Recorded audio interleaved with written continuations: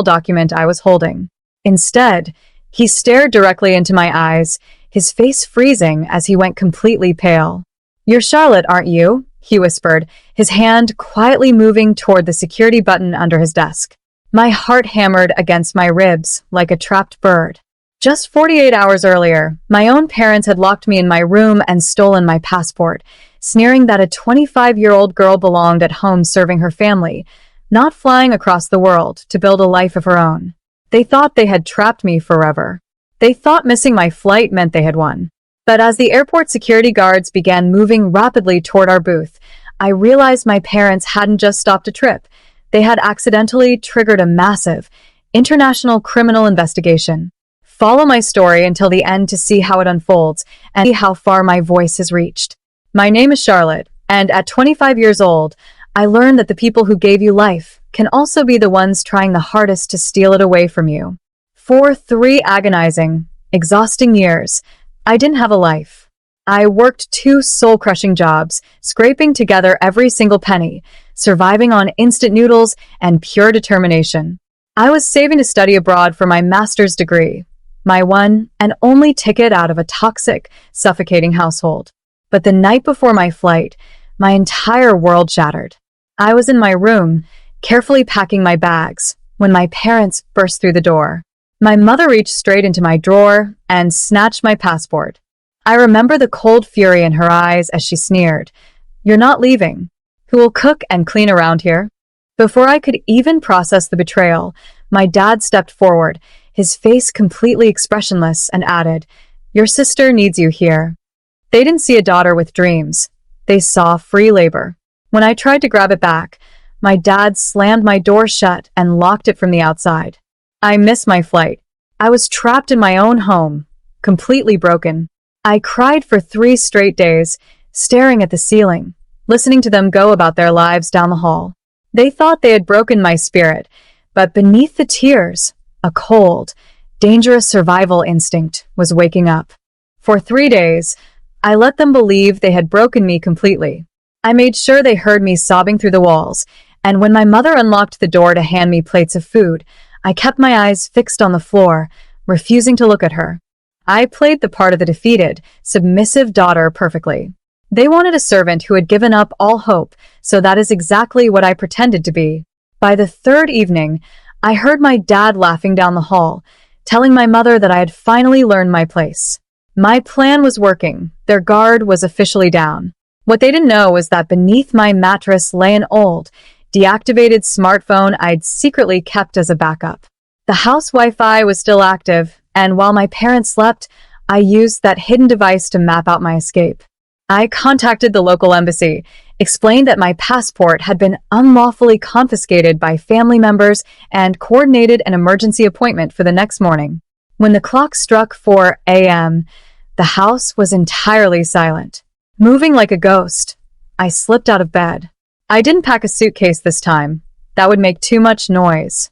Instead, I stuffed my legal documents, my remaining cash savings, and the hidden phone into a lightweight school backpack. I unlocked the back window, dropped quietly into the yard, and ran into the morning mist. I didn't look back once as I sprinted directly toward the embassy. The grand, iron gates of the embassy felt like the border to another world. I collapsed into a chair in the waiting room, my chest heaving and my hands trembling as I clutched my backpack. When my name was finally called, I was led into a private office to meet with a senior diplomatic official. I poured my heart out, explaining how my parents had stolen my passport to trap me as a maid. The official listened intently, his expression shifting from sympathy to deep professionalism as he typed my details into their high-security database. "We can issue an emergency travel document, Charlotte," he said, staring at his monitor. "But something else just flagged on your file. Something highly irregular." He turned the screen toward me, and my breath caught in my throat. My parents hadn't just stolen my passport to keep me at home. For the past 2 years, they had been systematically using my identity. Because I had a completely spotless credit score and clean record, they had forged my signature to secure massive fraudulent loans, open hidden bank accounts, and transfer their own debts into my name to evade federal taxes. They were drowning in financial trouble, and they had turned me into their legal shield. The official looked at me with grave seriousness. If you stay in this country, you will eventually be held liable for millions of dollars in financial fraud. They didn't just lock you in your room, they built a legal cage around you. He immediately printed a specialized, high-security emergency travel document and officially flagged my identity across international border control databases. I wasn't just running away from home anymore. I was fleeing an international criminal trap. With my emergency travel document tightly gripped in my hand, I rushed to a terminal computer and used my remaining savings to buy a last-minute standby ticket for the very next flight out of the country. Every second felt like a ticking time bomb. I took a deep breath, hailed a taxi, and headed straight to the international airport. The transition from the quiet embassy to the chaotic, bustling terminal was jarring. Thousands of travelers were moving around, laughing and dragging their luggage, completely unaware of the nightmare I was living through. I pushed through the sliding glass doors of the departure hall, keeping my head down and my jacket hood pulled low over my face. I needed to get to the self-service kiosk to print my boarding pass. But as I scanned the sprawling terminal, my stomach completely dropped. There, standing right near the main check-in counters, were my mother, my father, and my sister. They had realized I was gone.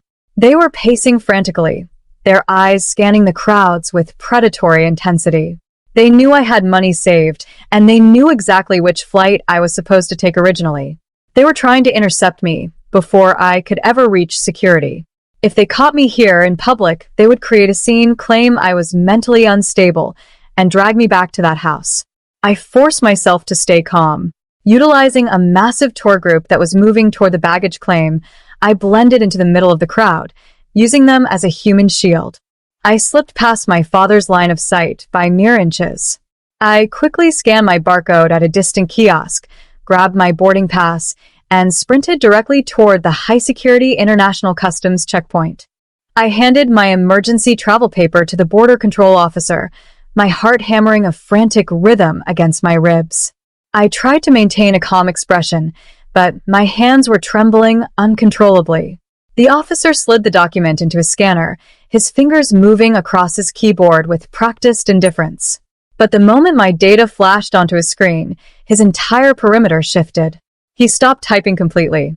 His face drained of color as he stared intently at the monitor, then slowly looked up, his eyes locking onto mine with an intense, sudden sharpness.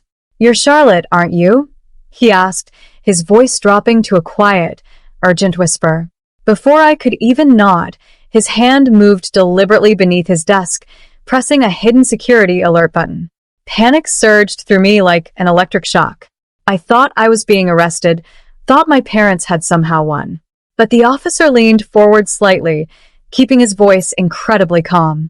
"Charlotte, please step out of the line and follow me right now. Your embassy file has been flagged with an active vulnerable citizen flight and fraud alert. You are in danger." He opened the secure booth door and quickly guided me into a private interrogation room just off the main floor. Through the heavy glass window, I looked back at the security line. My parents and sister had just burst through the terminal doors. They had spotted me. My father was screaming at the gate agents, pointing wildly in my direction and demanding that airport staff arrest me for stealing family property. They were causing a massive scene, entirely unaware that the trap they had built for me had just snapped shut on themselves instead. The heavy door of the private room clicked shut, muffling the chaotic screams echoing from the main terminal. Through the one-way glass, I watched as federal customs officers and a squad of armed airport police intercepted my parents at the security gate. My father was violently gesturing, red-faced and furious, trying to push past the barrier, while my mother screamed insults at the staff.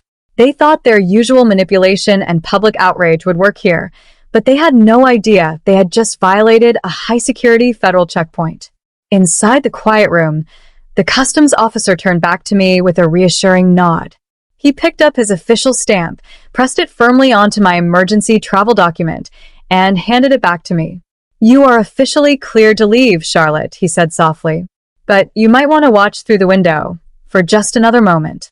As I looked out, two plainclothes federal fraud investigators stepped out from the security corridor, flashing their badges directly in my parents' faces. The screaming stopped instantly. My mother's jaw dropped, and the aggressive posture my father had maintained his entire life evaporated into pure terror. The investigators pulled out a stack of documents, the exact evidence of identity theft, bank fraud, and tax evasion that the embassy had flagged hours earlier. Before a crowd of hundreds of staring passengers, the police ordered my parents to turn around. Steel handcuffs clicked around my father's wrists, followed quickly by my mother's. They were being placed under arrest for major financial crimes right there on the terminal floor. My sister stood frozen, weeping as they were led away. My parents turned their heads, desperately searching the glass windows for me, but I stood completely out of their sight. I clutched my stamped document tightly against my chest as I walked down the jet bridge and stepped onto the airplane. For the first time in 25 years, the suffocating weight lifted completely from my shoulders, replaced by the deep, humming vibration of the aircraft engines preparing for takeoff. I sank into my seat, looked out the small window as the runway blurred beneath us, and watched my old life fade into the clouds below. My parents never saw me again. Today, I am living completely on my own terms abroad, thriving in my master's program and building a career they can no longer touch. They thought they could steal my future to pay for their crimes, but manipulation always catches up to the people who use it. If you are facing someone trying to control your destiny, remember that you are far stronger than their cage. What would you have done if you were in my shoes? Let me know. I am leaving 2 incredible stories on the screen right now that will completely shock you. Thank you for watching until the